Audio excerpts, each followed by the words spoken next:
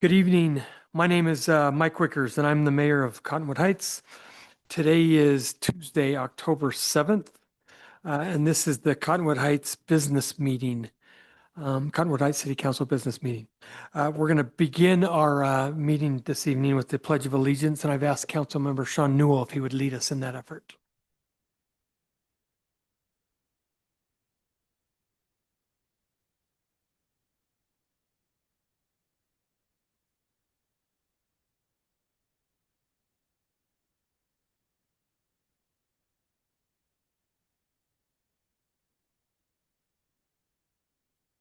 Thank you, Councilmember Newell. Okay, item 3 on our agenda is a citizen comment period. It's the time when we give our residents 3 minutes to express their opinion to the council. We're going to start this evening with Audrey Pines. Hi, Audrey.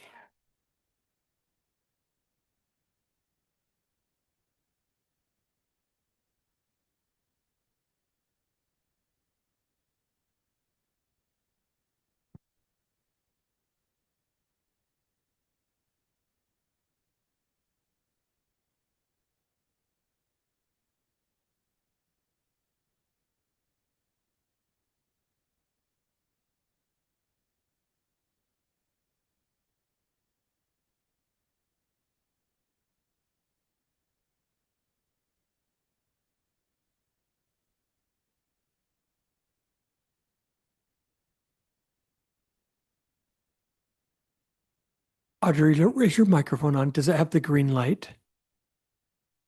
I can't say it. What the There authority we of go. the engineer is in our city. Right now, you know that I'm working on this park. So this is just one of the things that the engineer did in this Dover Hill. I met with you, Mayor, I met with many people, we all did. Took our 3 minutes, wrote letters, had meetings. We had a plan that was in the development agreement. And that was signed in 24 in January. The engineer went in and changed it in February. So now there's neighbor against neighbor, fighting against fighting. We hate the park. 2 people love it, the rest of us hate it. And no one can change it because of this agreement that the engineer signed. Where does the engineer get the authority to do this? I don't understand, and I'd love to have it explained to us, and so would everyone else in the neighborhood. They did it with the grade in the house and the grade of the ballpark. Instead of going after the original grade, he changed it to say, we're going to go after the trenching grade. Ivory Homes sat and said, we're going to build, they put in specific heights of the home so that it would be that harmony that we talked about in the plan tonight between in the neighborhood. Ivory Homes got off after promising everybody what they were going to build. Then the engineer went in this sensitive land. We all know sleds. We spent years going over sleds. The engineer came in. We were told the hill was never going to be touched. A dirt study in the middle of the night, and it was all totally changed. I'm not blaming the engineer. I'm not blaming anyone. I just think that what you guys are spending all this time on, how are we going to get it into implementation? The hillsides that we're supposed to preserve, some of the hillsides, the old tree growth. I know this is one little thing that I love, but I mean, all these things are things that mean a lot to Cottonwood Heights, and you guys spend all this time making sure it's in the plan, and then poof, it goes bye-bye. And the engineer is one big, I'm not going to use the word problem, but thank you guys. Thank you, Audrey. And I think nobody up here would be surprised that you read the general plan before buying your home. Good job. Okay, Maggie Mills.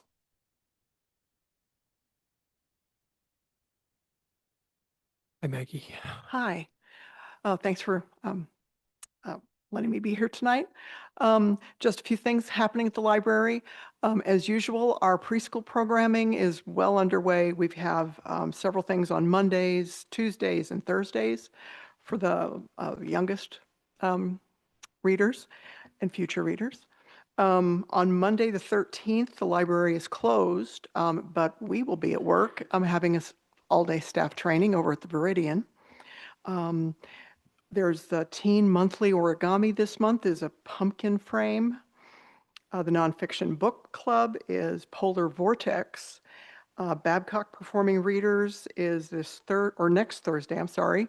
Some spooky stories for the season, that's at 7 p.m. And several times this month, I hope you're familiar with H.P. Lovecraft and his creepy, weird stories. Well, we have creepy, weird crafts in the spirit of H.P. Lovecraft. So you'll be Lovecrafting this month. So hope to see you there. Thanks. Thank you. Olivia Snyder. Hi, Olivia. Hello. Hi, everyone.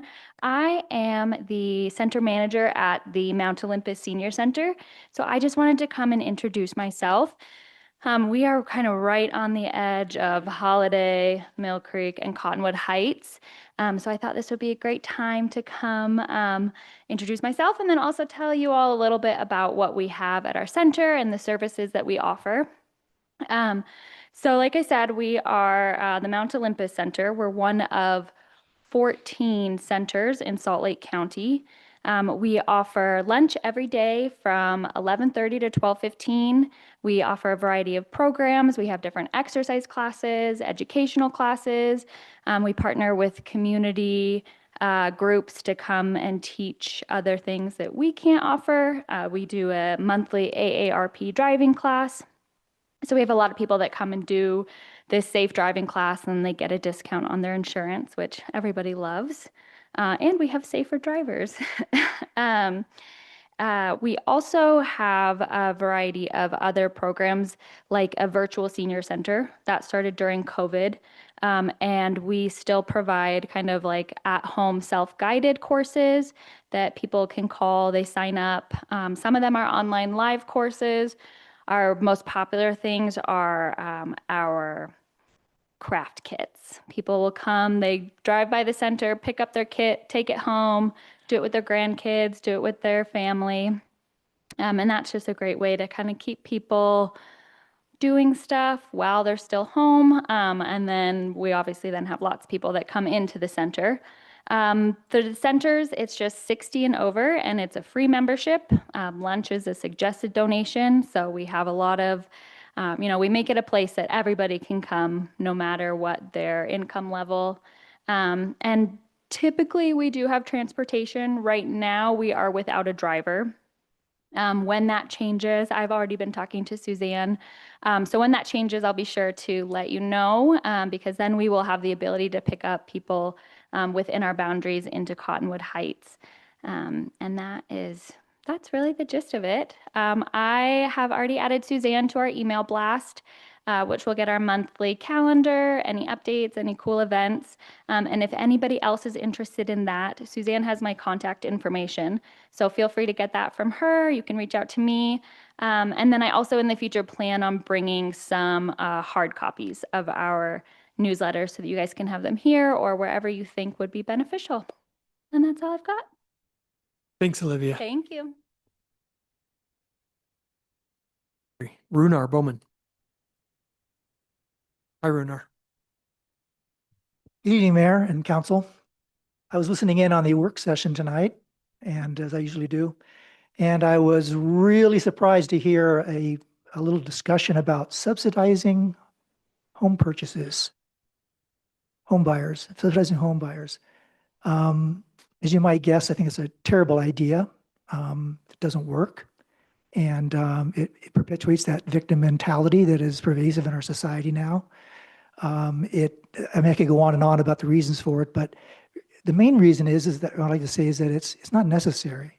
I mean, if you look at there are state and federal programs for low-income home buyers. There's tons of them. You can just search, and there's all kinds of options in Utah. There's FHA loans, 3.5% down, all kinds of programs for people. Those are all subsidized programs. We're already doing subsidized housing for people with these really low income, these really inexpensive mortgages.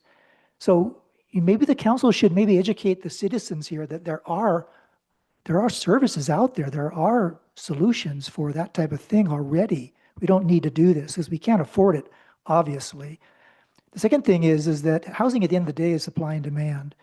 And we're right up against the mountains. We're in a desirable place. We're built out. We don't have thousands of acres of desert land that sheep land that's waiting for development. We don't have that. We have increasing demand. We have limited supply. It just doesn't work. The math doesn't work. Affordable housing left the station like, what, 10 years ago here? Doesn't exist anymore. And that, people don't like to hear that, but that's the way it is. It's supply and demand. You can't make housing affordable when there's a huge demand for housing. It just won't work. I ride the bus up to my work. I take the Highland bus, 220 Highland bus. We go up Highland. They're building multi-story condo complexes like crazy.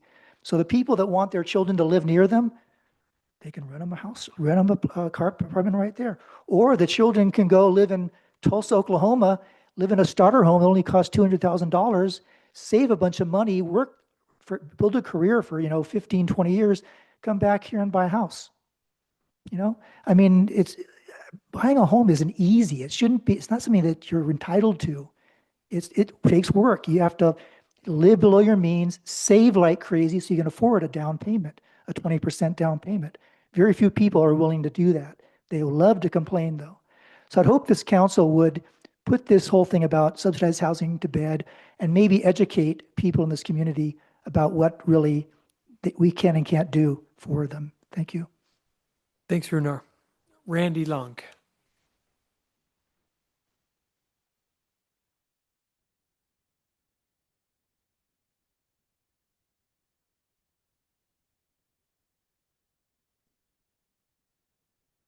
Hi, Randy. Yes, I'm Randy Long. Disasters such as fires, floods, and tornadoes, whatever, do happen. And I live at A610 Kings Hill Drive, and there's a lot of areas up in that area that do not have secondary exits. I mean, they consist of like 3 or 4 homes, maybe 7 or 8 even, and yet they do not have secondary exits. And I'd like to know what would happen if a fire or something happened in one of those areas and nobody can get out. Again, a fire or a flood or a tornado or something like that. And about 50 years ago or so, there was a big wildfire right here at the south end of Kings Hill Drive. If any of those homes south of about 86 or 8860 south had been there, they'd been gone. And about 20 years ago or so, there was another wildfire spotted higher on the mountain, up in, north of Deaf Smith Canyon. And about at the same time, there was a tornado started out by the airport, went directly up on the avenues, and it got several homes. And again, this would also could also happen with a flood. And Deaf Smith Creek floods badly. And so again, I think that no area should be allowed to be built in without at least 2 exits. Thank you. Thank you, Randy. Jared, anything we need to submit onto the record? No. Okay. Thank you. I'll go ahead and close the citizen comment period. We'll move to item 5 on our agenda, which is a report from our Unified Fire Authority Chief Riley Pilgrim.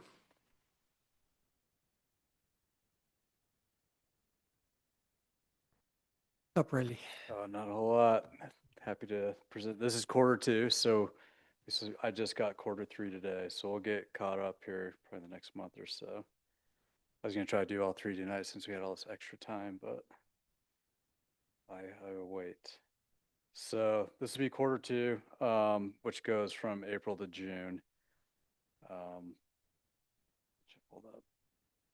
So for that quarter, we had 570 total calls. So 204 were emergent, and then that made 36%, which is about almost a 65 call increase from the previous quarter, but it's with the start of summer and everything. We look at this. This just breaks down the monthly. So from April, May, and June, 168, so 200s or so, and then just where we rank compared to previous quarters. So in 23, 24, and 25. So pretty consistent as we've seen in a lot of these reports across the board. Most common call types, so 4 other fires, so it's just classified as anything that wasn't a structure fire or wildland fire. 2 vehicle fires, 1 wildfire or 2 vegetation fires, and 1 structure fire. And then our EMS calls are pretty consistent. Sick people, shortfalls, seizures, strokes. And then our public assistance, the one I found interesting is 11, so mutual aid from outside agencies. So either, for us, that's typically somebody coming in to help us out on a call. So I'm not sure how that populated in there, but the way we dispatch with AVL, right, we'll often pull in a Sandy unit, sometimes a Murray unit into Cottonwood Heights, because our goal is to get the closest unit there the quickest.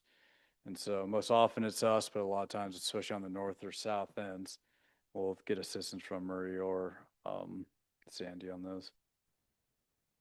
So for us, again, number I watch closely, as I usually share, is just how we're doing with our call volume and what we're handling.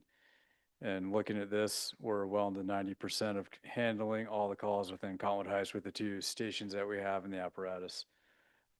Again, Mid-Vales 126 is just off of 7th East and 7200 South. They'll kind of help us on the west side there. And then a lot of times Harriman would be up here just because of wildfire duty officer or wildland duty officer is out of Harriman, so that could be that. Again, AVL will always pull in those closest units as well. If they're just passing through, they're here for training, they'll pick them up on calls. So then ambulances, again, we just have the 1 ambulance right now in Cottonwood Heights, so station 110. And then Midvale's our next ambulance. And then we'll start 116. So 216 is a seasonal ambulance that we use that helps us cover the call volume in the ski resorts, which takes the burden off of the ambulance here in Cottonwood Heights at 110 and Midvale. But as resorts, every year they continue to get busier and busier and busier. We have a pretty significant call volume up the canyons, both of them. So we lean heavily on a lot of the closest ambulances, which includes Sandy. The resorts are pretty demanding, and we do our best to manage that with that extra ambulance. That does take quite a bit of weight off of our normal resources, but it starts to get busy in about December, and we'll watch that pretty close. Then our 50th percentile on emergent calls. So this is basically from when the tones go off to when we show up, just under 5 minutes. And then our 90th percentiles, just over 7.5. And so these fluctuated about 10 or 12 seconds over the last quarter. One of the things we recently did, and I think it played in this a little bit, is dispatch has gone to what they call like silent dispatching. And so they basically did everything off of a tablet. You push a button and it arrives you, puts you en route. It does a bunch of different stuff. And we noticed when they were doing that, it created a few second difference in sometimes our turnout time. So our time from the tones to leaving the station, from our arrival times, the MDTs, which we call the mobile dispatching tablets in our apparatus, weren't accurate. So dispatches turned that off for us, which I think will fix some of our numbers. But it's only a few seconds, but it's something we watch pretty closely, and we work closely with dispatch to make sure that doesn't impact the numbers and our actual time. So, and that's it for Q2. So next quarter we'll have 4th of July. I'll go over some of that stuff. Is actually rather slow for us. And if you notice, even the wildfire season around here is pretty quiet considering the conditions. Then another thing I just wanted to just remind people, this is Fire Prevention Week. And so on our social media channels, Unified Fire, we have a lot of educational stuff on lithium batteries.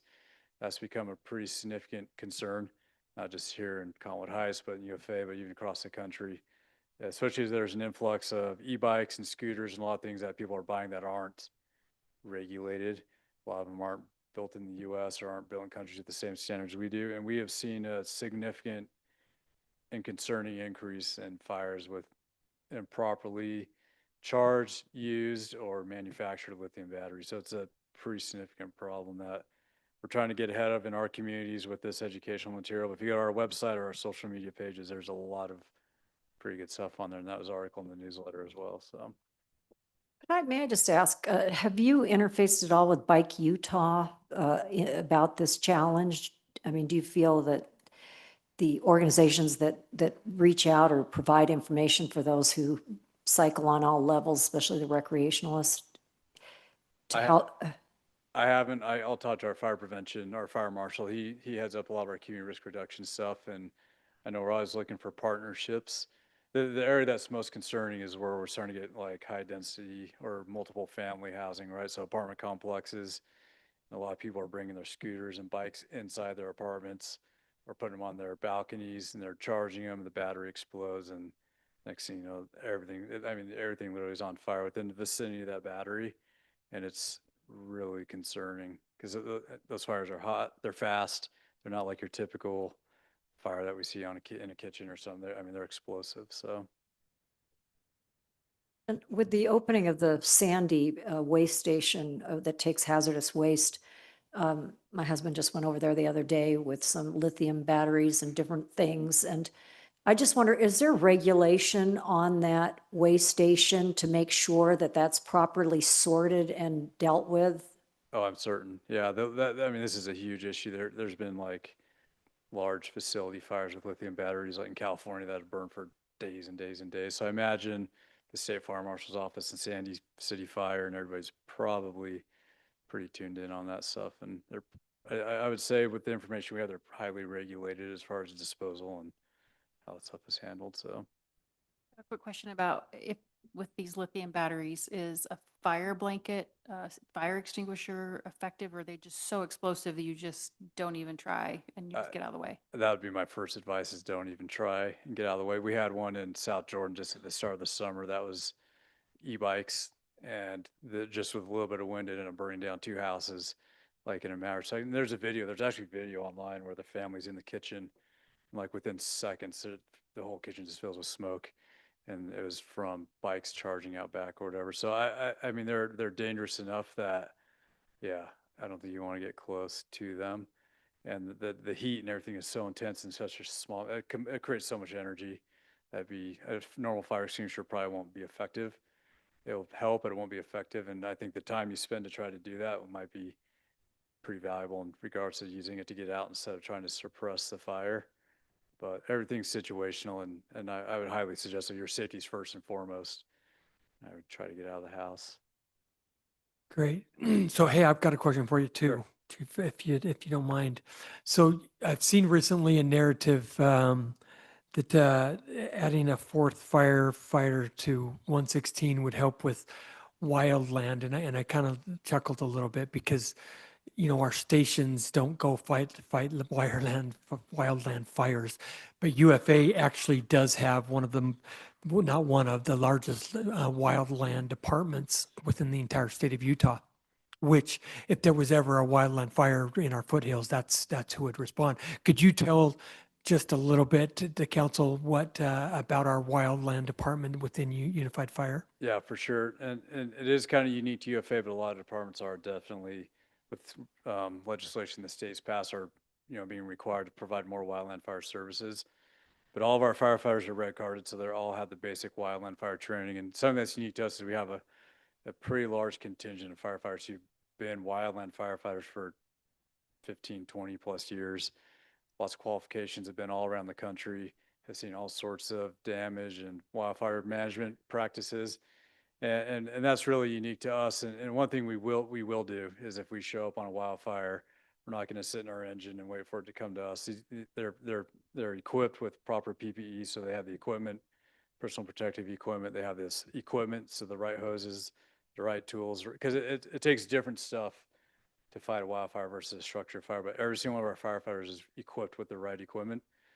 And if we do get a fire like on somewhere just above Wasatch or up Big Cottonwood or Little Cottonwood, they'll get there, they'll size it up, and they're going to probably hike in there and start suppressing the fire. Where a lot of fire departments traditionally show up, they'll take command and they'll kind of hang on the road and wait till wildland resources come up. But in Utah, we are the wildland resources. So something a lot of people don't know is the state of Utah has very few and their forestry fire and state lands, they actually have very few wildland firefighters dedicated to wildfire suppression in Utah. So that they lean on their local fire departments heavily for that. So UFA, with us, especially where we have a periphery of the valley, right? We have a massive, what we call the interface area, which we'll be talking about over the next few meetings. But we're trained, we're equipped, we're experienced, and we have a lot of people, myself included, who is a duty officer. So I can order aircraft and we can do different things that a lot of other departments can't. So adding that fourth person to that station, it's super helpful for us. Everybody counts. Every single person counts, especially when we get a wildfire and we're carrying hose and equipment and tools and we're putting in line and we're doing different things. The more people, the more effective we can be. And it's safer as well for us, and we can just take different types of action with those numbers of people. How many firefighters are in the wildland division? Do you know? And our division alone, so the other thing that's unique to us is we have an independent division in the UFA that does that. We have a hand crew of 22 people. We have Camp Williams, which is about 16 people, which can sometimes be available for fires outside of Camp Williams. We have a fuels crew that's upwards of 12 to 15 people. So on average, every summer, we have about 45 just seasonal wildland firefighters who do that job. So, and a lot of us came from that program. I came from the state of Utah. I was on a wildfire hand crew for almost 13 years, and I've done a lot of different stuff there. And so a lot of the people who we have in our stations, even at 116 and 110, have spent years and years and years in our wildland fire program. And so it's pretty unique to us. It's pretty awesome. A lot of departments have patterned what they're doing after what we've done for 20 plus years. And so it's when you get the personnel up there, they're highly qualified to take on a lot of different challenges. But wildland fires for us is one of our biggest risks. We want to make sure we're adequately prepared and trained to handle those. Great. So, Great. uh, Okay, well, thanks, Chief. you bet. Thank Appreciate you. it. Okay, we're going to move on to item 6, which is just one legislative action item, which is consideration of resolution 2025-68 declaring certain property surplus. We had the opportunity to discuss this item a little bit earlier in our work session. Any other questions or comments from the council? If not, I'll entertain a motion to approve resolution 2025-68 declaring certain property surplus. Excuse me, I'll motion to approve 2025-68. Second that. A motion to approve from Councilmember Burrell and a second from Councilmember Holton. Final comments? Call for the vote. Councilmember Highland, Yes. Councilmember Newell, Yes. Councilmember Burrell. Yes. Councilmember Holton. Yes. And I will vote yes.